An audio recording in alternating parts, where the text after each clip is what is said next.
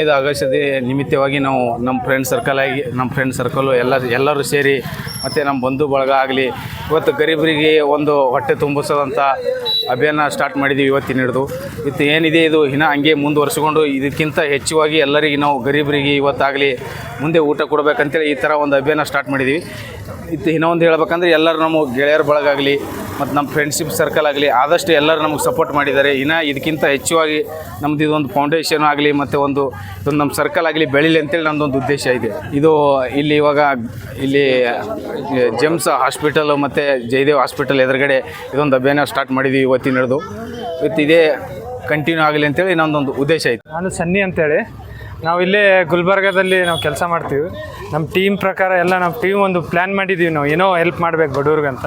ಅದಕ್ಕೆ ಪ್ಲ್ಯಾನ್ ಮಾಡಿ ನಾವು ಟೈಮ್ ಕಾಯ್ತಾ ಇದ್ವಿ, ಆದರೆ ಟೈಮ್ ನಮ್ಗೆ ಕಲೀಲಿಲ್ಲ. ಅದಕ್ಕೆ ಇವತ್ತು ಒಳ್ಳೆ ಟೈಮ್ ಅಂತೇಳಿ 15th ಆಗಸ್ಟ್ ಅಂತ ಟೈಮ್ ಸಿಕ್ತು.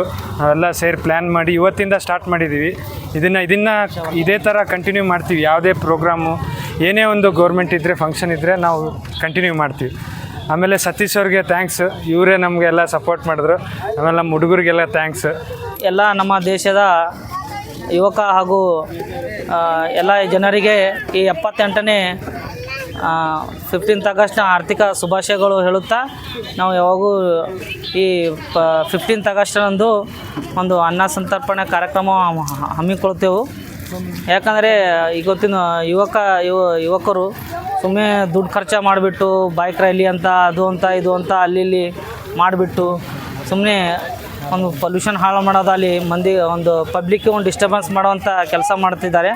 ಸೊ ಇದರಲ್ಲಿ ನಾವು ಯಾರು ದೊಡ್ಡವರು ಸಣ್ಣವರು ಅನಿಸ್ಕೊಳ್ಳಾರ್ದೇ ಎಲ್ಲರೂ ಒಂದೊಂದು ಸ್ವಲ್ಪ ದುಡ್ಡು ಹಾಕಿಬಿಟ್ಟು ಕಾನ್ಸ್ಟ್ರಿಬ್ಯೂಟ್ ಮಾಡಿ ಕೇಸಿಂದು ಈ ಪ್ರೋಗ್ರಾಮನ್ನು ಹಮ್ಮಿಕೊಂಡಿದ್ದೇವೆ.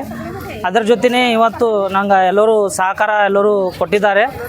ಇದೇ ಥರ ಯಾವುದೇ ಒಂದು ಕಾರ್ಯಕ್ರಮ ಇದ್ರೂ ಕೂಡ ಇದೇ ಒಂದು ಅನ್ನ ಸಂತರ್ಪಣೆ ಕಾರ್ಯಕ್ರಮ ಮಾಡಬೇಕಂತ ಈ ಸ್ವಾತಂತ್ರ್ಯ ದಿನದಿಂದ ಸ್ಟಾರ್ಟ್ ಮಾಡಬೇಕಂದು ಒಂದು ಹೊಸ ಉತ್ಸಾಹದಿಂದ ಆಚರಣೆಯನ್ನು ಮಾಡುತ್ತಿದೆ. ಜೈ ಹಿಂದ್, ಜೈ ಭಾರತ್.